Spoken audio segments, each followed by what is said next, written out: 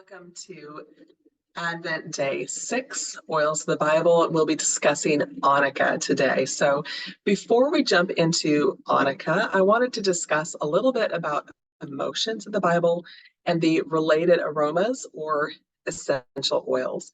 So let's begin by looking at some scriptures that show these emotions.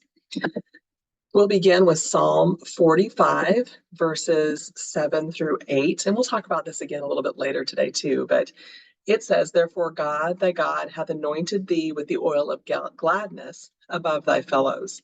All thy garments smell of myrrh, aloes, and cassia out of ivory palaces, whereby they have made thee glad." Then we go on to Proverbs 27:9, which says, "Ointment and perfume rejoice the heart." And this was said by Solomon, who we recognize as the wisest man to ever live. Isaiah 61, 1 and 3, which we discussed yesterday, says, "The Spirit of the Lord is upon me, because the Lord hath anointed me to preach good tidings to the meek, to give unto them beauty for ashes, the oil of joy for mourning." And Hebrews 1:9 says, "Thou hast loved righteousness and hated iniquity. Therefore God, even thy God, hath anointed thee with the oil of gladness." So the writers that God used for these and other scriptures knew that certain fragrances and oils made them happy and brought them joy. And like many things from the Bible, we have more and more scientific research that verifies these experiences every year. Just for quick clarification, plants make two types of oils. They make both essential oils, which are created to circulate within the plant to carry oxygen nutrients to the cells. These are able to enter our bloodstream and can cross the blood-brain barrier because they are made up of nanomolecules that are small enough to penetrate cells. There's also make fatty oils, and these don't circulate within the plant. You can kind of think of these like how fat is on our bodies. Like wherever you have it is where you got it. That cellulite, it ain't moving. It might get bigger or smaller, but honey, it's there. So it can enter the bloodstream or cross the blood-brain barrier. These molecules are too large to penetrate cells.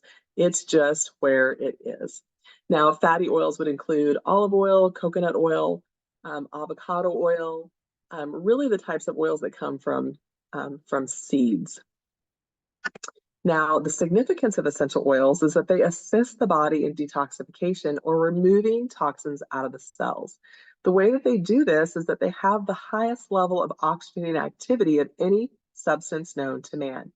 Now, when we think of oxidative stress, we think about free radicals in the body. It is oxygenation that helps to remove these things. It pushes the toxins out, helps pull back in potassium with other nutrients, and helps maintain normal cellular balance. Again, this is just what an essential oil naturally does for a plant.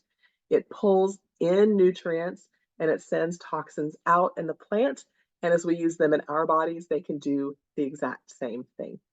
Research shows they support every single body system: skeletal, muscular, circulatory, endocrine, respiratory, immune, hormones. Ooh, apparently I forgot the U. Hey, it's a good day. Brain health, healthy weight, spiritual support, emotional support, and even our stress tolerance. Now, the biblical writers knew, and science proves, that essential oils impact all of our senses. Now, the first four senses that we have, taste, touch, sight, and hearing, are not directly stimulating to our emotions. When we experience them, they first go to the frontal lobe of our brain, or the logical analytical part of our brain. And then secondarily, they reach the emotional brain, which is housed in your limbic system in the middle of your brain. Your sense of smell, your fifth sense, is actually wired very differently. Smell goes to your olfactory bulb, which is connected to the olfactory nerve, which actually goes back and circles around in your brain, around that limbic system, specifically around the amygdala, which is what stimulates your emotions. Now, secondarily, we can take that information, which can be triggering. You know that sometimes you smell things and you remember things, and they may be good things, they may be hard things. But then we logically get to analyze what we do with that information. Now, science is telling us that we have 10 to 15 minutes when we have one of those moments of being triggered by a smell or really just experiencing, it doesn't have to be a trigger, experiencing an aroma to decide what we're going to do with that experience. If it's a challenging thing, it's especially important for us to release it, to process it, and to release it. If we just choose to ignore it or not to do those things, they get stored throughout our body in different organs. And this is where sometimes diseases are introduced into our bodies. So here's a nice little model. It shows you how the aroma from the flower is entering the nasal cavity, coming to the olfactory bulb, be carrying into the brain, into these areas that we just discussed. Now, the aromas of essential oils, they just touch our emotions in ways that other things truly cannot, and they can't be reached by any other means. So, when there are things about our health that we don't understand, they really could be stemming from buried emotions. And research actually is showing that 90% of illness begins from stress or an emotional imbalance in the body. Essential oils assist in releasing blocks to both our health and our happiness. And if you're interested in doing some more reading or study in this area, here are some excellent resources. You can take a screenshot of the bottom of this slide. Next, I'd like to look at a bonus oil for today, and it's called Joy. We read Psalm 45:7 just a moment ago that suggested that oils of joy were myrrh, aloe, sandalwood, and cassia. There were many other oils in biblical times that were associated as mood elevators. Now, Young Living's oil of joy is a blend of essential oils used in biblical times, including rosewood, jasmine, and even Roman chamomile.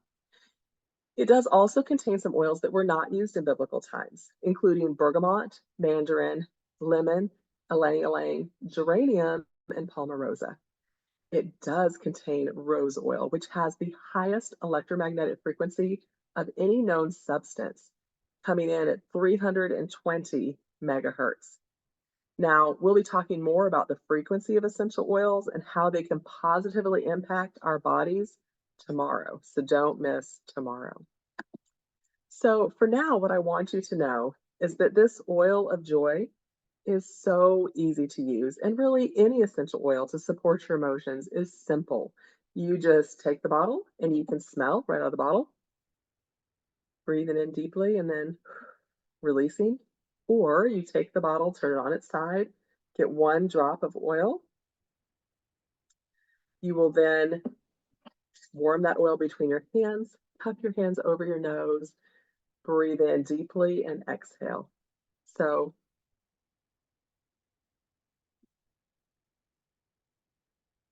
very simple way to support your body emotionally.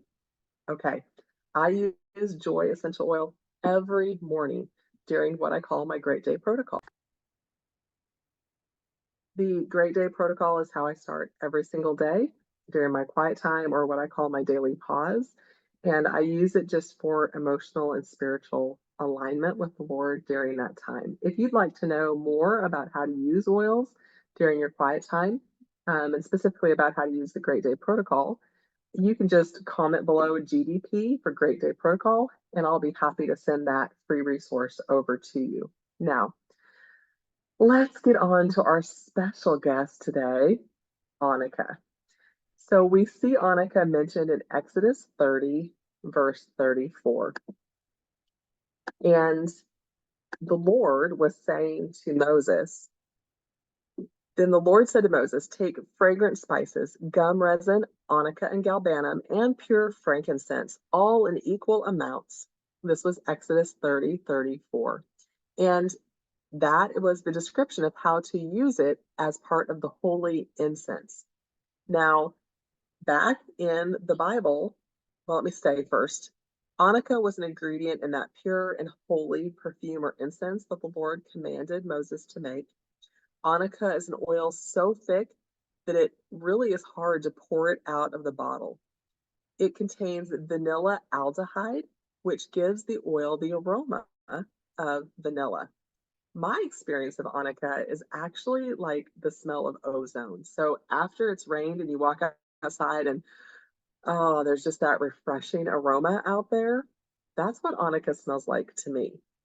Now, there are varying opinions as to what Onycha actually was, but most agree that it is likely benzoin, a balsamic resin obtained from the bark of several species of trees. You can see a picture of one of those in the bottom right-hand corner. And this is what young living's oil is made of. It has a sweet and woody vanilla-like aroma. So it was used in perfumes, some kinds of incense, holy anointing oil, and as a flavoring. It was also used for medicinal purposes. It was said to help heighten your spiritual experiences. It is comforting, soothing, and uplifting. It is an ointment to help support healthy skin. And like myrrh, it is a fixative, which means it's a thicker oil and it holds other oils in a blend very well. Common uses today would be to diffuse 4 to 8 drops to feel calm, to use it for skincare and healthy skin support. Remember that it is uplifting to the mood if you're having a challenging day.